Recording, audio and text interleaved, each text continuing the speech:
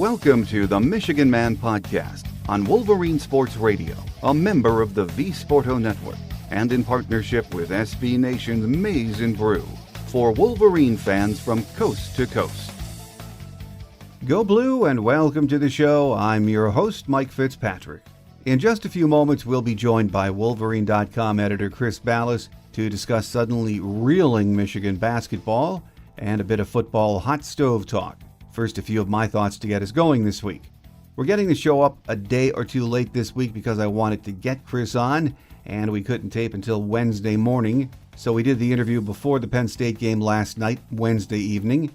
In the interview, Chris said we needed to protect home court, and he thought we would against the Nittany Lions. Well, that didn't happen. Penn State started hot and was in control the entire game. We have now lost 3 in a row, for the first time in almost 4 years, and 6 of our last 8. Is it time to push the panic button? Well, maybe not yet, but we are getting close. Juwan Howard has his work cut out getting this thing back on track. Even when Isaiah Livers comes back, it's going to take him some time to get back into form.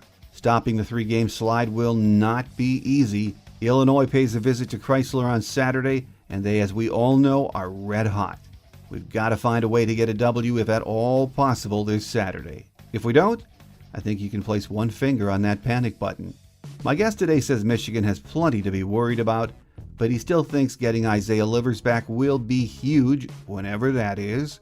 He also likes Jim Harbaugh's 2 new assistant hires in football. We talk about that and more on this week's Gameday segment with Chris Balas here on the Michigan Man, in partnership with our friends at SB Nation's Maize and Brew.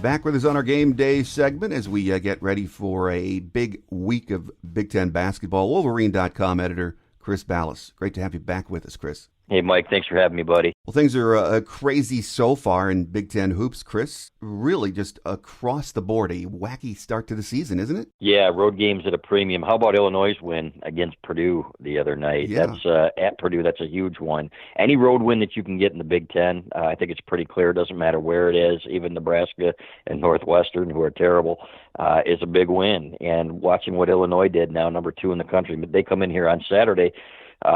Michigan's got to get by Penn State first, and that's not going to be easy either. Hopefully Isaiah Livers will be back. From what we understand, this was the game that he's been shooting for.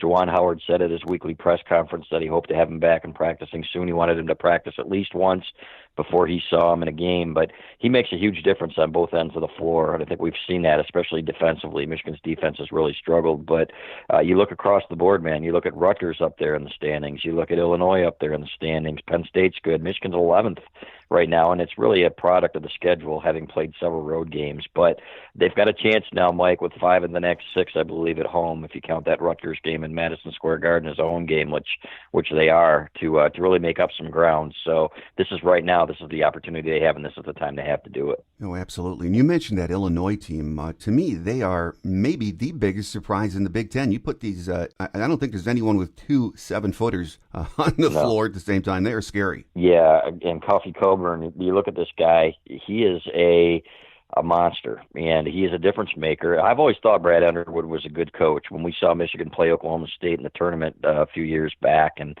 their offense, I said, man, if that guy gets at Illinois and starts getting some players, and he is, they're going to be formidable as well. This is as tough as the Big Ten has been, in my opinion, from top to bottom, as I've ever seen it. And when you look at the 14 teams, there are only 2, Northwestern and Nebraska, that aren't very good. And look at Northwestern, almost pulled off the upset against Maryland the other night, so at home. So they've got some pieces, and I think Chris Collins is a good coach. They had a rough year last year. They're off to a rough start this year, but they're every coach. Look at Hoiberg at Nebraska. He's going to turn that thing around as well. So it's tough, man. But I do think Illinois is good, legitimately good.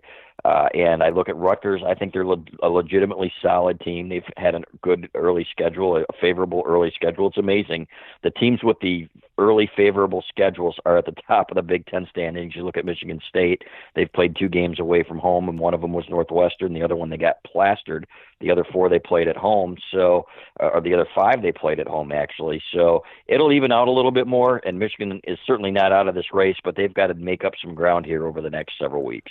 Well, can you ever remember a Big Ten season, at least to this point, where home court has been such an advantage, Chris? No, never. And it's unique because I was looking at some of the tweets out there. Ken Pomeroy, KenPom.com, who runs a great site, he said, you would expect it across college basketball if it happens in one conference. And he said that's not the case. Home teams are only winning at a 59% clip, which is like the third lowest or like lowest in 3 years or something like that. And if you look at the ACC, I think it was like 500. It was crazy. And you look at the Big Ten, 8-43 now, I think is the record of the road teams. It's unbelievable.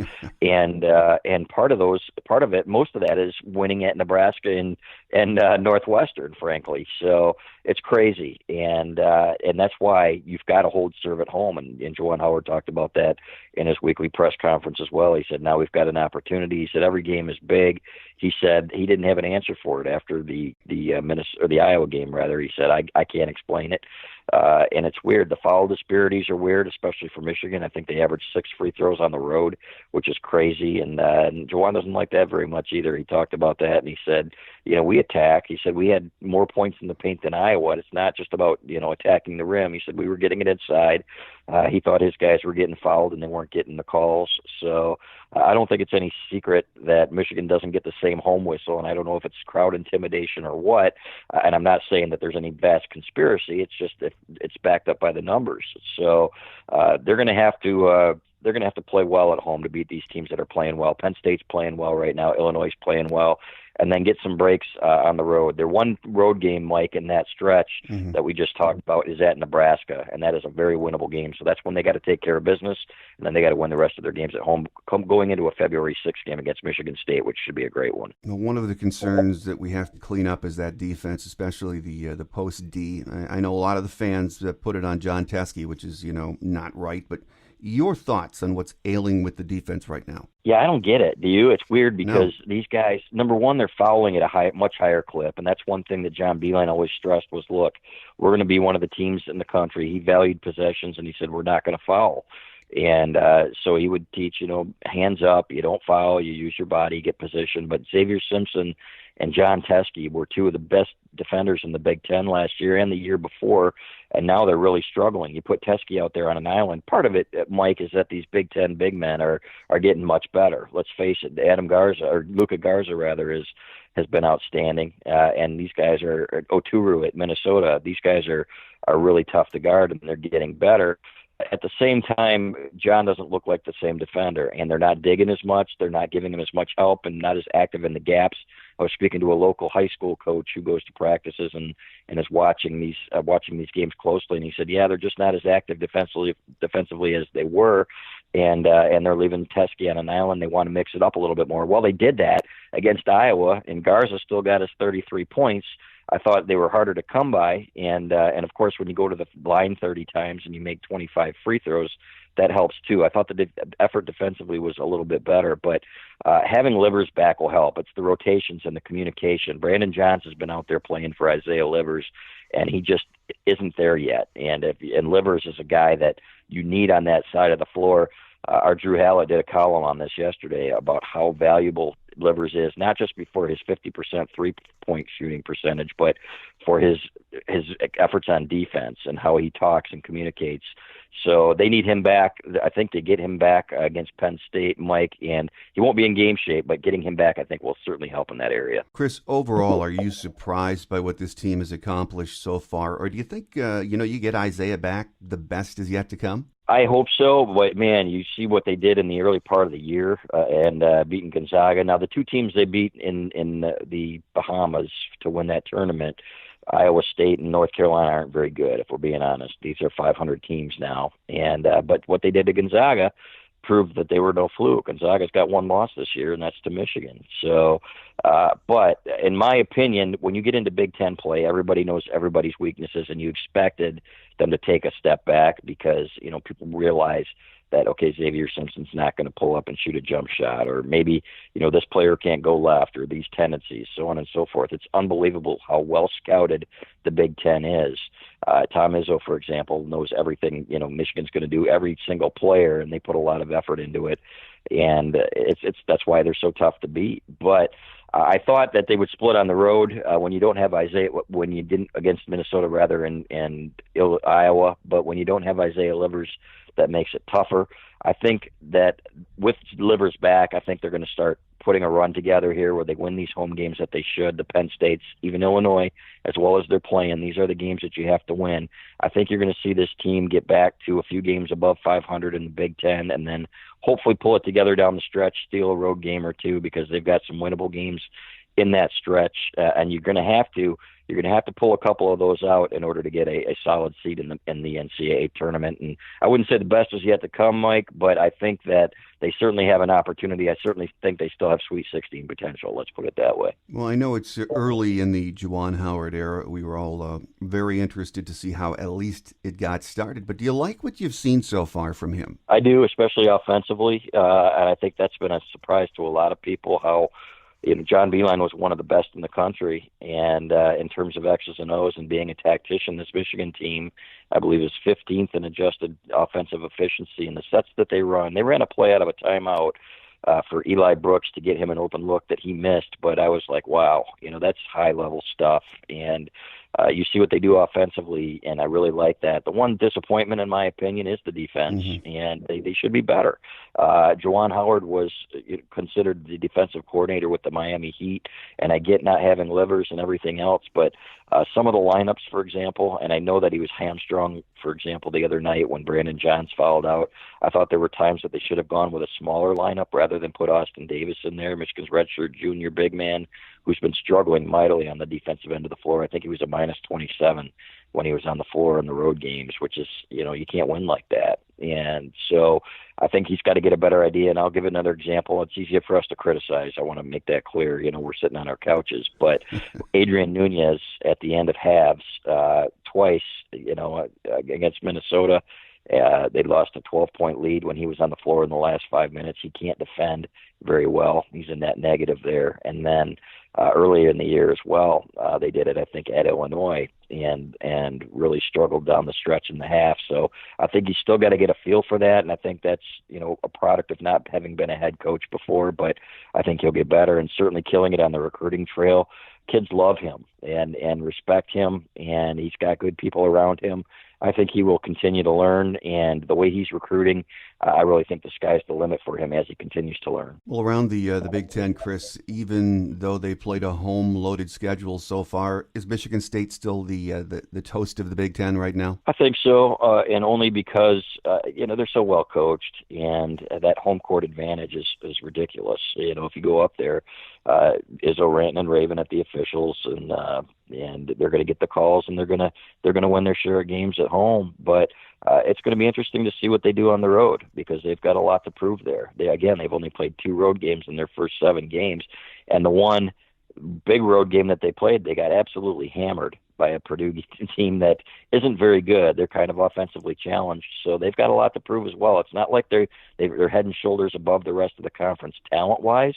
And they've still got to go to some tough venues, including a Michigan, for example, and see what they could do on the road. But I do think they're the favorite. Would I say that it's a foregone conclusion that they're going to win this thing? Absolutely not. So, but they are well coached. They've been there before. They know how to win. Tom Izzo knows how to get the best out of their players.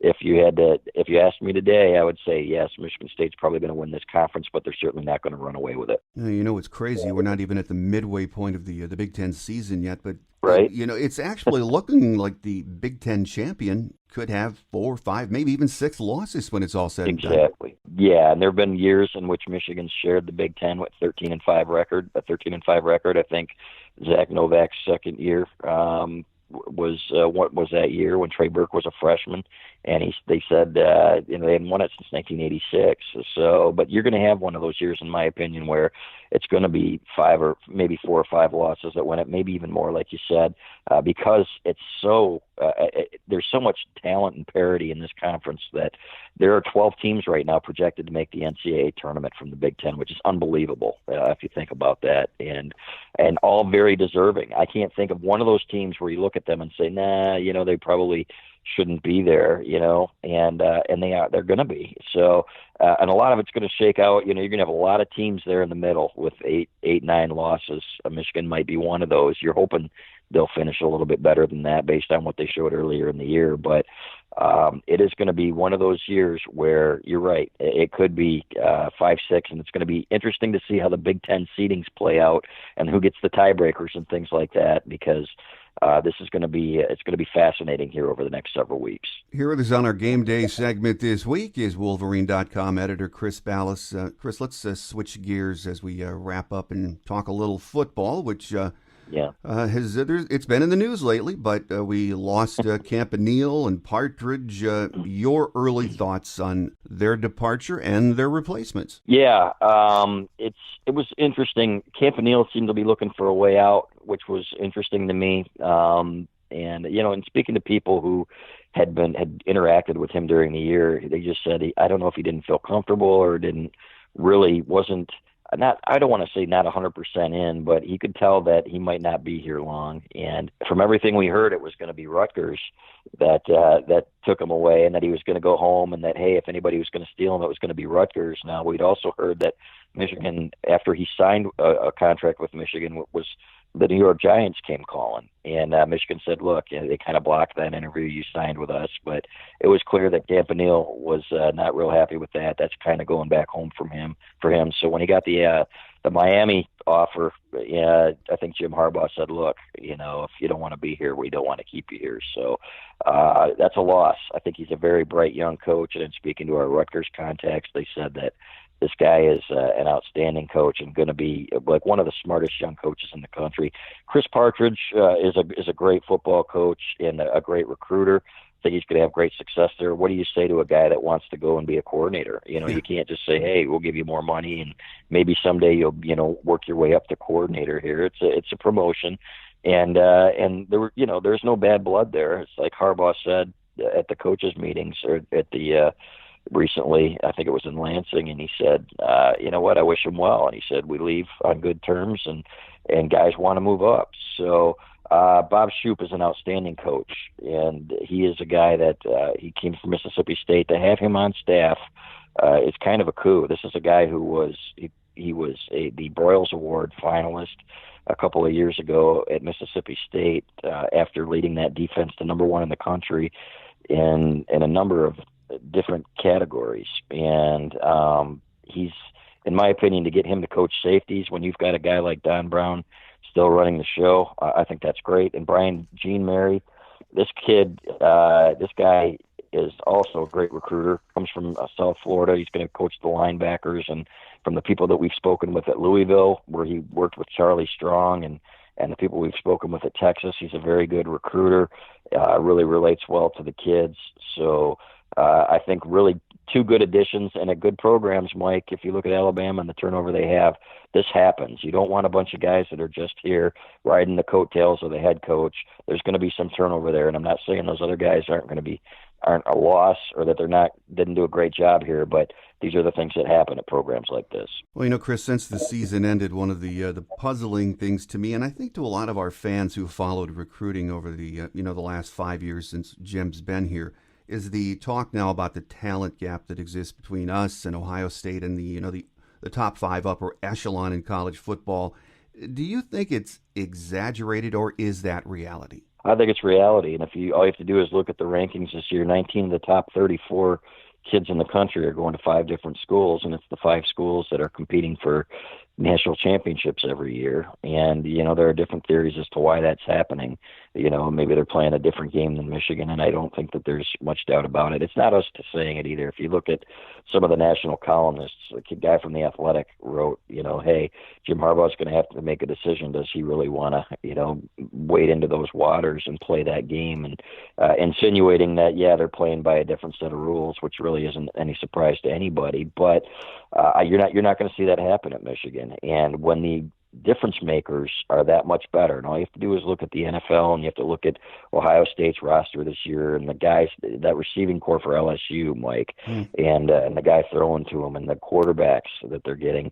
There is a talent gap there. Shea Patterson's down at Senior Bowl practices this week, and really struggling, according to a couple of the reports that we've seen out there. To get the ball, they said, well, the arm strength isn't as good, and so on and so forth. Michigan really hasn't had that elite quarterback, and in my opinion, that's where it starts. And sometimes you get lucky. A kid comes out of nowhere, and Burrow, for example, look at the guy was a 3-star prospect coming out of high school and developed into a first-round NFL draft pick. So, they're not getting the same level of athletes at this point. But there's no excuse, in my opinion, for a 30-point gap between Michigan and Ohio State. You're seeing teams like Purdue, Iowa have beaten Ohio State. Michigan State has beaten them a few times. Michigan hasn't won. They've won one time in the last 15 years. There's not that much of a gap that they can't win that game more than they have. Well, Chris, do you sense the Michigan fan base is starting to think right now, after what we've experienced in the last 5 years, that what we're reading is true, that Michigan is a good program, but not going to be on the same level as Ohio State anytime soon, as considered as an elite program? I think that's fair, and it's sad to say and admit, but you're kind of resigned to that, especially if you look at let's be honest, Michigan's never been that elite program, even in our lifetimes. Maybe in the 70s when Bo Schembechler was losing one game and it was the Big Two and the Little Eight. But, other than the 1997 national championship team, this was a team that was like Ohio State and competing for Big Tens. And then you get on the national stage and against the better teams out there, and you're getting beat by the USCs, and you're getting beat by whoever the number ones are, the really good teams. The Florida States would come in here and beat them 51-31. So it's, you're hoping that by the time you recruit, so that by the time your seniors are there, that maybe you're competing for, a playoff spot. But I don't see how they bust into that next level. Just the way that these other schools operate. You hear about the online classes and how Joe Burrow spent 10 hours a day preparing for, in film study and things like that. It just does. It's a different, as one former Michigan coach explained to me, he said, it is a different culture and they operate differently. And the sooner that you understand that, the happier you'll be, or at least the more you'll understand it and the more you'll get it. And I'm starting to get to that point. And I'm not saying that Michigan can't be better under Jim Harbaugh than they are, because I do think there's another level that he hasn't reached yet. That, for example, we're still waiting for that Stanford Jim Harbaugh and that San Francisco Jim Harbaugh. And I think part of that, too, comes with getting better quarterback play. He hasn't had elite quarterback play. I think that's huge in college football today. But is in terms of, is Michigan going to ever be at Alabama's level where they're competing for the playoffs every year? I don't think that's realistic. I don't think that's going to happen, at least not in the climate today as we see it. Well, a final thought, Chris, I'm thinking on a positive note, actually. I'm still optimistic about the team and about what Coach Harbaugh is doing and our future. We do need to make our own breaks, and as you said, a 30-point difference between us and Ohio State, that's just unacceptable. But yep. To me, it's almost like you've got to get over the hump somewhere. To me, that is slaying that dragon in Columbus. I really think if you can get that win, however you do it, against Ohio State, that would go a long way in maybe bumping this team up to the next level, don't you? Yeah, I do. And the thing is, though, it's more about more than beating them just once. At the 2016 game sticks with me because I think, like a lot of people, that they got robbed in that game, not just the spot, but the way that game played out. And that would have been such a huge recruiting tool for them. They would have been, gotten the monkey off their back. They'd probably go to the playoff. They probably beat Wisconsin in the championship game. And to me, that's the one that still sits with you, because now there's that seed of doubt in recruits' minds and in the kids in this program. Are we ever going to be able to beat these guys? But yeah, beating them once would help. But it's about getting it back to where it's a 50-50 proposition, or even winning 1 out of 3, and that's really the goal at this point. Crawl before you can walk before you can run. So I think that, and there's still that, and they can do that. This was an elite Ohio State team this year, and this program is humming. But they were a quarterback transfer away from playing Tate Martell at quarterback this year. That would have been a completely different team. So, and there's going to be a guy that rises up. Maybe it's a Dylan McCaffrey. Maybe it's a Joe Milton. That finally you get that guy in there, that leader that says, okay, this is unacceptable. And we've heard rumblings of that in the building, Mike, that, okay, 9-4 was the old way. It's time to do things the new way. And we've heard really good things about, of course it's all talk, but we've heard good things about how they've really approached this offseason and the leadership. So we'll see what happens. But, yeah, that's a great start. You beat Ohio State. And a lot of this goes away. A lot of the narrative changes, and I really think it would help on the recruiting trail as well. Well, with us on our Game Day segment this week has been Wolverine.com editor Chris Balas, by the way. We hope to get you back on in the coming weeks and talk about football practice and see where we are in the Big Ten basketball season. Always a pleasure to have you on the show. Anytime, Mike. Thanks for having me, buddy. Quick Hits is next as we wrap it up for another week here on The Michigan Man on Wolverine Sports Radio, a member of the V Sporto Network, and in partnership with SB Nation's Maize and Brew.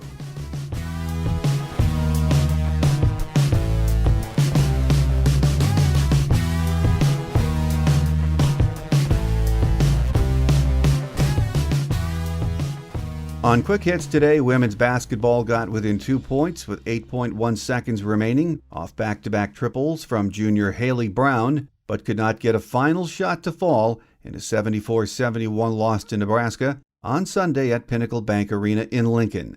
Brown led the way for Michigan, hitting 5 of 6 from beyond the arc for 17 points, with sophomore Naz Hillman chipping in 15 points and 6 boards. Senior Akinra Johnson had 13 points and 8 boards, along with sophomore Amy Dilk, who had 9 points, 6 boards, and 4 assists. Michigan held a 36-30 advantage on the boards, but Nebraska got to the line 24 times, hitting 20 of those. Michigan has the week off before returning to Chrysler Center on Sunday to host Rutgers at 2 p.m. They are 12-6 overall, 3-4 in Big Ten action. Garrett Van Wy's goal with 12 seconds remaining in the second overtime period helped hockey earn the extra Big Ten point after the Wolverines skated to a 4-4 tie with number 6 ranked Penn State on Saturday in Happy Valley. That followed an impressive 6-0 shutout win on Friday night. The Wolverines are getting hot at just the right time. They will be back in action next weekend when Ohio State rolls into town for a pair. We are 10-11-3 overall, 4-4-2 in Big Ten play. Remember to tell your friends and family about the show and like us or comment on the program wherever you get your podcasts from. That's going to take care of it for this week. I'm your host, Mike Fitzpatrick. Have a great Wolverine week, everyone. Until we meet again, take care, and as always, go blue.